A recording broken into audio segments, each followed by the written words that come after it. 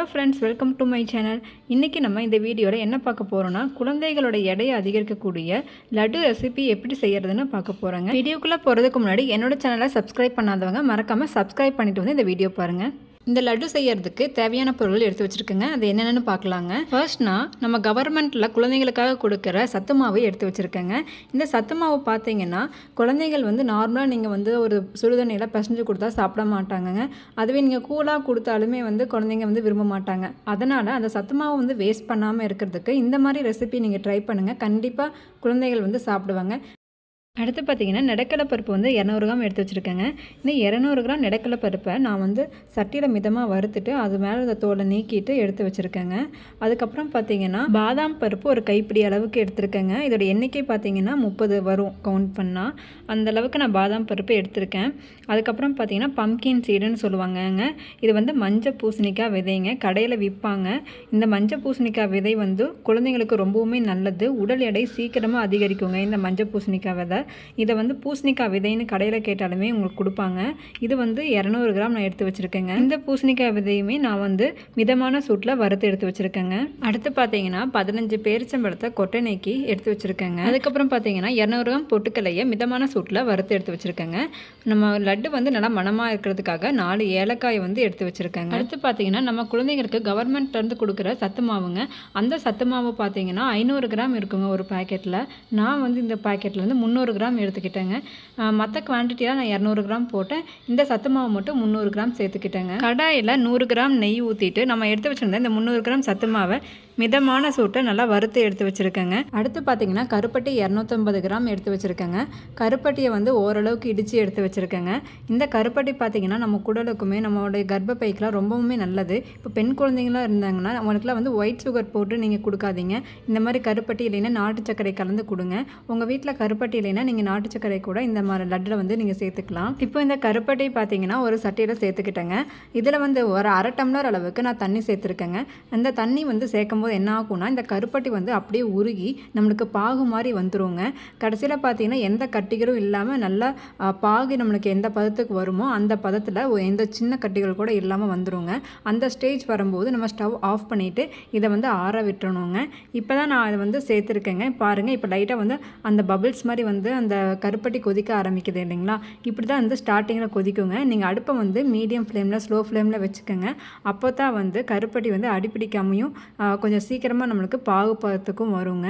நம்ம வந்து இதை கலரி விட்டுட்டே இருக்கணும். நீங்கள் அப்படியே விட்டுறாதீங்க. விட்டுட்டிங்கன்னா என்ன ஆகும்னா அடியில் வந்து சர்க்கரை எப்படி ஃபார்ம் ஆகுமோ அந்த மாதிரி இது கட்டியாக ஃபார்ம் ஆகிறதுக்கு வாய்ப்பு இருக்குங்க.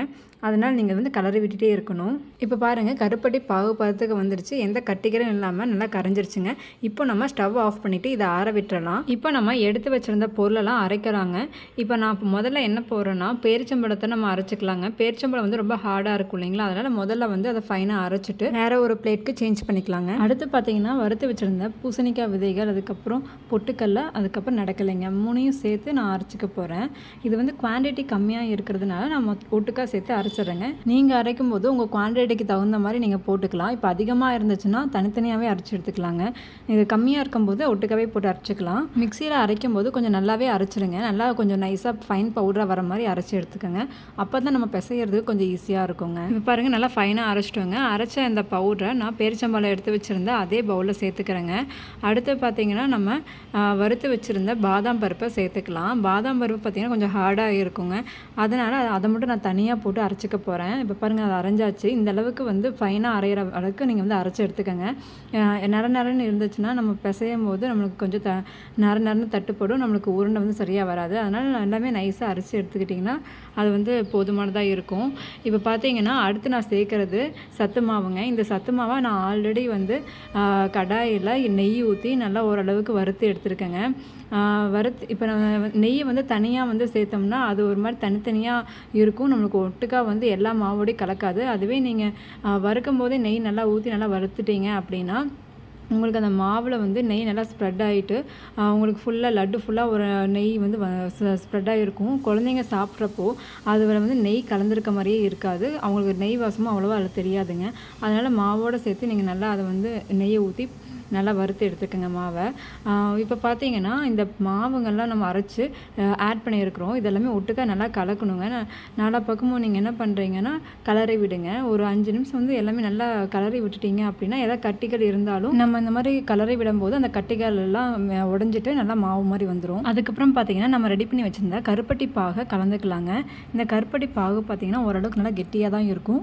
உங்களுக்கு வந்து தண்ணியாக வேணும் அப்படின்னா இன்னும் கொஞ்சம் நீங்கள் தண்ணியாகவே வந்து கலந்துக்கலாம். நீங்கள் இப்போ நான் வந்து பார்த்தீங்கன்னா கொஞ்சம் கெட்டியாக தான் கருப்பட்டி பாகு ப்ரிப்பேர் பண்ணியிருக்கேன். இப்போ நம்ம ப்ரிப்பேர் பண்ண கருப்பட்டி பாகு எல்லாத்தையும் சேர்த்ததுக்கப்புறம் நம்ம சப்பாத்தி மாவு எப்படி பிசைவோமோ அதே மாதிரி பிசையணுங்க. இந்த ஏகமும் பார்த்தீங்கன்னா இந்த கருப்பட்டி பாகு வந்து கலந்துக்கிற மாதிரி நம்ம எல்லாமே நல்லா பிசறி விடணும். பிசையும் போது பார்த்தீங்கன்னா உங்களுக்கு சரியாக வந்து பிசையறதுக்கு வரல அப்படின்னா நீங்கள் வார்ம் வாட்டரை கொஞ்சமாக லைட்டாக தெளிச்சிக்கலாம். தெளிச்சுக்கிட்டு நீங்கள் வந்து பிசையும் போது உங்களுக்கு ஈஸியாக பிசைய வரும். வார்ம் வாட்டர் தெளித்து பிசையும் போது சீக்கிரமாக இது கெட்டு போயிடாதா அப்படின்னு நீங்கள் கேட்பீங்க.